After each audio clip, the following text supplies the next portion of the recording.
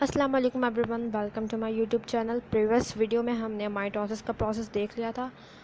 उसमें सारी डिवीज़न हमने देख ली थी, सारे उसके सब स्टेजेस देख लिए थे। अब हम इस वीडियो में सिग्निफिकेंस देखेंगे माइटोसिस की, कि माइटोसिस की क्या सिग्निफिकेंस है, उसकी क्या इंपॉर्टेंस है हमारी बॉडी में, क्यों ज़रूरी है माइटोसिस हमारे लिए। तो mitosis plays an important role in the life of an organism responsible for development के लिए ज़रूरी है माइटोसिस। कोई भी एम्ब्रियो है, अगर वो डेवलप हो रहा है तो डेवलपिंग में जो भी न्यू सेल्स बन रहे हैं उनकी डिवीजन कैसे होगी, माइटोसिस के थ्रू होगी। इसके अलावा ग्रोथ ऑफ ऑर्गेनिज्म, कोई भी ऑर्गेनिज्म उसकी ग्रोथ होनी है तो ग्रोथ में भी नंबर ऑफ सेल्स इंक्रीज़ होंगे। तो वो सेल्स जो इंक्रीज़ हो रहे हैं वो किस डिवीजन के थ्रू डिवाइड होंगे, माइटोसिस के थ्रू डिवाइड होंगे। तो यहाँ पे ही माइटोसिस की इंपॉर्टेंस है।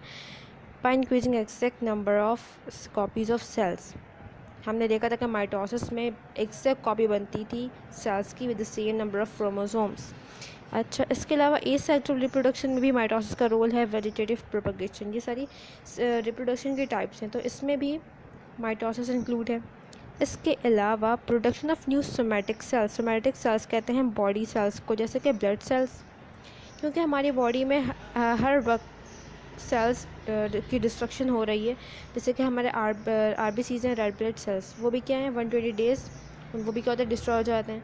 तो हमारे बॉडी में कंटिन्यूसली जब सेल्स डिस्ट्रॉय हो रहे हैं तो फिर कंटिन्यूसली न्यू सेल्स भी बन रहे हैं। तो उन सेल्स की फॉर्मेशन किस पर डिपेंड करती है, माइटोसिस पर। यस, इसके अलावा हीलिंग प्रोसेस, कोई भी इंजरी हो गई, कोई भी टिश्यू डैमेज हो गया अगर बॉडी में, तो उसमें भी जो सेल्स इसको रिपेयर करने में जो सेल्स बनेंगे, जो हीलिंग का प्रोसेस होगा, वो भी किस पे डिपेंड करता है, माइटोसिस पर। ओके, तो ये पॉइंट हमने माइटोसिस में स्किप किया था कि this centrioles are absent in plant cells. Animal cell में तो हमने देखा था कि सेंट्रियोल क्या कर रहे थे, स्पिंडल फाइबर बना रहे थे, और स्पिंडल फाइबर फिर सेंट्रोमियर से अटैच हो रहा था, फिर बाकी उसकी कॉन्ट्रैक्शन सारा प्रोसेस था।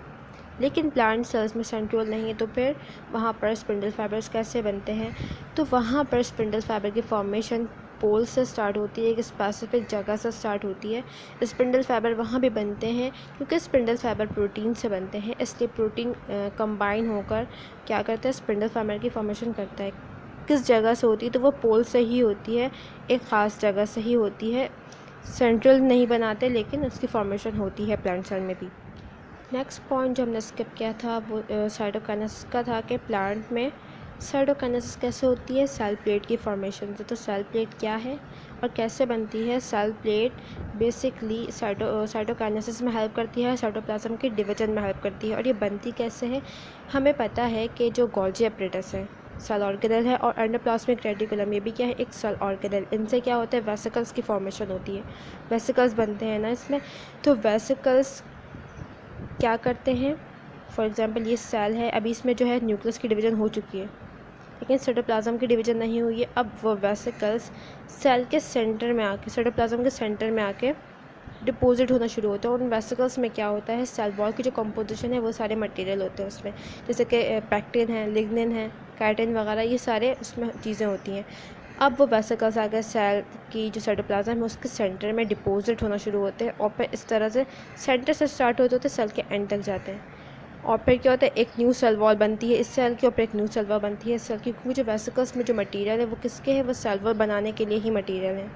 तो इस तरह से दो सेपरेट सेल वॉल्स बन जाती है और फिर दो न्यू सेल बन जाते हैं। सो अभी तक हमने इंटरफेस पढ़ लिया है, उसके सब स्टेजेस देख लिए हैं, G1, S और G2, और हमने एम्फेस पढ़ा जिसमें हमने माइटोसिस कंप्लीट पढ़ लिया। अब हम मियोसिस पढ़ेंगे। तो मियोसिस क्या है, it's a type of cell division, जिसमें होगा क्या कि एक सिंगल सेल डिवाइड होकर डॉटर सेल्स में। कितने डॉटर सेल्स बनेंगे, 4 डॉटर सेल्स।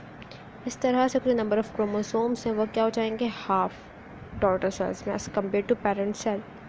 फॉर एग्जांपल अगर ये एक पेरेंट सेल है, मियोसिस के थ्रू डिवीजन हो रही है, तो 4 डॉटर सेल्स बनेंगे।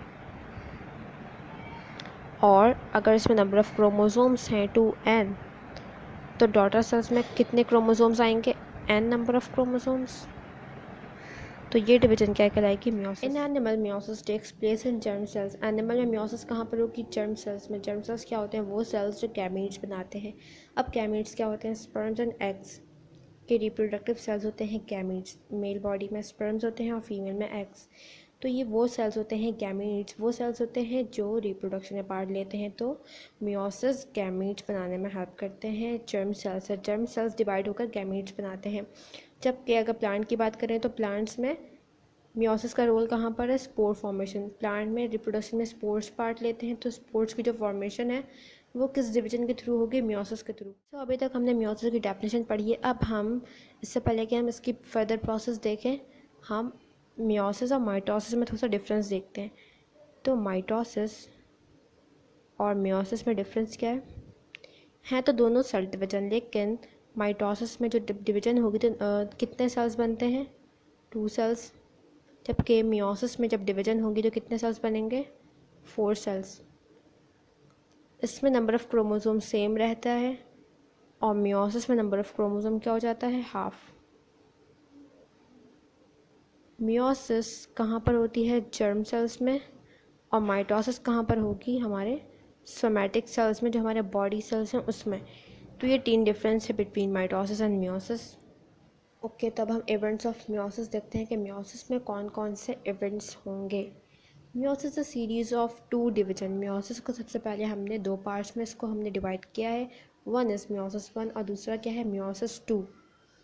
मियोसिस 1 और मियोसिस 2, जिसके बाद ही हमें 4 हैप्लॉइड सेल्स मिलेंगे। अब हैप्लॉइड सेल्स क्या होते हैं, हैप्लॉइड सेल्स वो सेल्स होते हैं जिनमें नंबर ऑफ़ क्रोमोसोम हाफ होता है, एन नंबर ऑफ़ क्रोमोसोम्स होते हैं। उन सेल्स को हम क्या कहते हैं, हैप्लॉइड सेल्स। तो मियोसिस वन को हम फर्स्ट मियोटिक डिवीजन भी कहते हैं। फर्स्ट मियोटिक डिवीजन क्या होगी, रिडक्शन डिवीजन। इस डिवीजन में नंबर ऑफ़ क्रोमोसोम्स हाफ हो जाएंगे।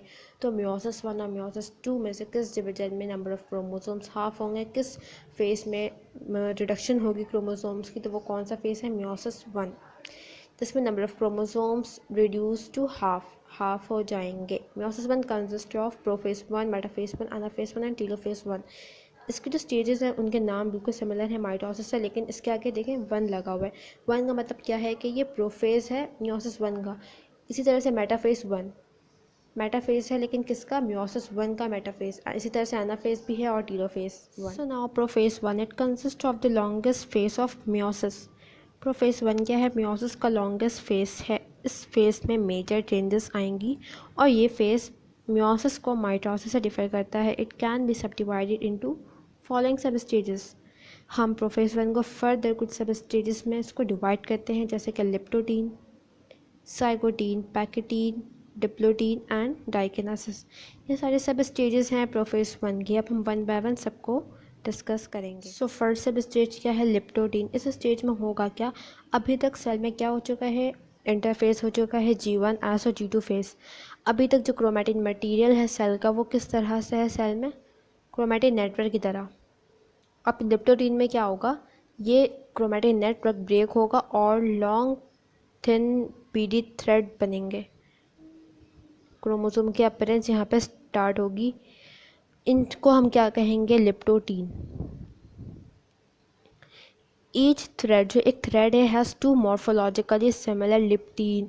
एक थ्रेड में 2 सिमिलर लिप्टीन है इन ईच सेल, जिसे हम क्या कहेंगे, होमोलोगस स्ट्रक्चर। ये वाली बात अभी आगे समझ में आएगी ज़ाइगोटीन में। तो नेक्स्ट स्टेज क्या है, ज़ाइगोटीन। ज़ाइगोटीन में सबसे पहले क्या होगा, homologous chromosomes attract toward each other और फिर उनकी क्या होगी, पेयरिंग। तो सबसे पहले होमोलोगस क्रोमोसोम्स क्या होते हैं, होमोलोगस क्रोमोसोम वो क्रोमोसोम्स होते हैं जो मॉर्फोलॉजिकली सिमिलर हो, मीन्स के उनका शेप, उनका साइज सिमिलर हो, उन पर जो जीन्स प्रेजेंट हैं वो सिमिलर हों। तो फॉर एग्ज़ाम्पल ह्यूमन सेल की बात करें तो उसमें कितने क्रोमोसोम्स होते हैं, 46 क्रोमोसोम, जिसमें से जो 23 क्रोमोसोम्स हैं वो मदर सेल से आते हैं और 23 क्रोमोसोम कहाँ से आते हैं, फादर सेल से। अब जो 23 क्रोमोसोम्स है ना, इस पर आई कलर की जीन भी होगी।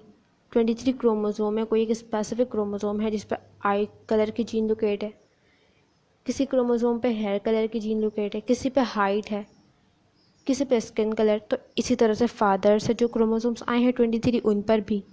फॉर एग्ज़ाम्पल 23 क्रोमोसोम जो मदर से आए हैं उनमें 3rd नंबर जो क्रोमोसोम का है उस पर आई कलर की जीन लोकेट है।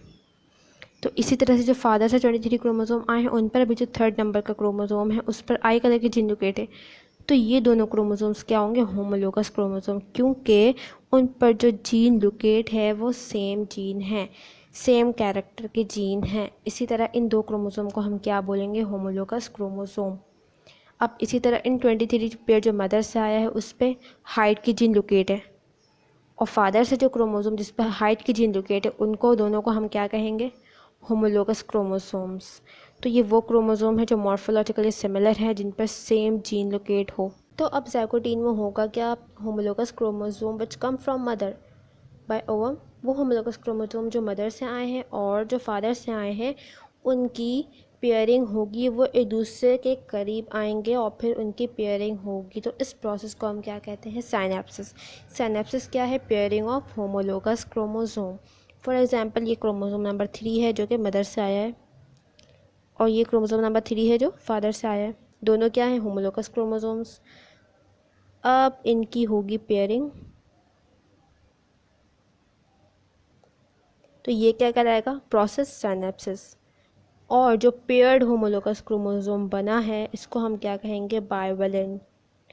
बाइवैलेंट में 2 क्रोमोसोम्स हैं और 4 क्रोमेटिड्स हैं। सो नेक्स्ट स्टेज है पैकेटीन। पैकेटीन में क्या होगा, सिनेप्टिक फोर्स, वो फोर्स जो पेयरिंग करने के लिए क्रोमोसोम के बीच में है, वो फोर्स जिसने 2 क्रोमोसोम को ज्वाइन करके रखा हुआ है, वो फोर्स क्या है, synaptic force of attraction between each bivalent decreases.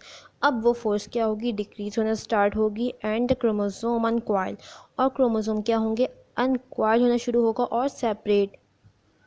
ये पहले क्रोमोसोम के साथ उसने पूरा क्रोमोसोम दूसरे क्रोमोसोम से ज्वाइन था यहाँ पर, लेकिन अब क्या हो रहा है, जो क्रोमोसोम्स है वो सेपरेट हो रहे हैं और कुछ पॉइंट्स से वो अटैच हैं अभी भी। तो उन पॉइंट्स को हम क्या कहेंगे, चियास्मेटा। वो पॉइंट्स जो जहाँ से क्रोमोसोम होमोलोगस क्रोमोसोम अटैच हैं उनको हम क्या कहेंगे, चियास्मेटा।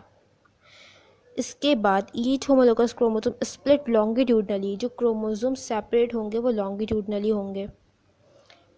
Except in this centromere region, now each bivalent is composed of 4 chromatids and therefore is known as bivalent tetrads। तो इसी को हम क्या कहेंगे, bivalent tetrads, क्योंकि ये 4 chromatids पर कंसिस्ट है ना। तो ये स्टेज क्या थी, पैकेटीन। तो नेक्स्ट स्टेज है डिप्लोटीन। डिप्लोटीन में होगा क्या कि जो होमोलोगस क्रोमोसोम्स हैं वो अपना कुछ पार्ट एक्सचेंज करेंगे, जो क्रोमेटिड्स हैं क्रोमोसोम के वो अपना कुछ पार्ट एक्सचेंज करेंगे एट चियास्मेटा। चियास्मेटा के पॉइंट से एक्सचेंज करेंगे जहाँ से वो अभी भी अटैच हैं। तो होगा क्या कि जो मदर के क्रोमोसोम का कुछ पार्ट है वो फादर के क्रोमोसोम पे आ जाएगा, और जो फादर के क्रोमोसोम का कुछ पार्ट है वो मदर के क्रोमोसोम पर जाएगा। तो इस एक्सचेंज को, इस प्रोसेस को हम क्या कहते हैं, क्रॉसिंग ओवर। ये एक डायग्राम है, यहाँ पर क्या है कि 2 क्रोमोसोम अभी भी कुछ पॉइंट से अटैच हैं। इन पॉइंट्स को हमने क्या कहा था, चियास्मेटा। इस पॉइंट से होगी एक्सचेंज, होगी इस पॉइंट से सेगमेंट्स कुछ एक्सचेंज होंगे, जैसा कि यहाँ पे दिख रहा है कि एक क्रोमोसोम में कुछ पार्ट दूसरे क्रोमोसोम का भी है, इसी तरह से इस क्रोमोसोम पर भी कुछ पार्ट दूसरे क्रोमोसोम का है। तो ये प्रोसेस क्या कहलाता है, crossing over. So last stage of prophase 1 वो क्या है, डाइकेनेसिस। इसमें क्या होगा, न्यूक्लियोलाई और न्यूक्लियर मेम्ब्रेन डिसअपेयर हो जाएंगे। न्यूक्लियस में एक और स्फेरिकल बॉडी होती है जिसे क्या कहते हैं, न्यूक्लियोलस, वो क्या हो जाएगी, डिसअपेयर हो जाएगी। इसके अलावा न्यूक्लियर मेम्ब्रेन वो भी डिसअपेयर होना शुरू हो जाएगी, जबकि माइटोटिक अपरेटस जो स्पिंडल फाइबर्स हैं वो कंप्लीट हो जाएंगे, वो बन जाएंगे completely. Chiasmata move from the centromere towards the end of the chromosome like a zipper. एक जिप की तरह भी जो चियास्मेटा है वो सेंट्रोमेयर से लेके एंड तक जाएगा। मतलब अभी क्रोमोसोम सेंटर से अटैच था, अभी वो एंड से अटैच हो जाएगा। इस तरह एक जिप की तरह वो ओपन होगा। This type of movement of chiasmata is known as terminalisation. जैसा कि यहाँ पर है क्रोमोसोम, होमोलोगस क्रोमोसोम अटैच है, अभी वो सेंटर से अटैच है, फिर ये जो चियास्मेटा है ये अपवर्ड मूव कर रहा है। अभी क्रोमोसोम यहाँ से अटैच है, फिर क्रोमोसोम यहाँ से अटैच है, देन चियास्मेटा अपवर्ड मूव कर रहा है लाइक अ जिप। और इन दी एंड क्या होगा, क्रोमोसोम सेंटर से तो सेपरेट होगा लेकिन वो एंड से ज्वाइन होगा, चियास्मेटा एंड पर आ जाएगा। तो यही बात है इसमें। तो इस तरह के मूवमेंट को हमने क्या कहा था, टर्मिनलाइजेशन। डायकिनेसिस के एंड पर क्या होगा, क्रोमोसोम जो क्रोमेटिड्स हैं still remain compact eight there ends, अपने एंड से वो अभी भी अटैच रहेंगे।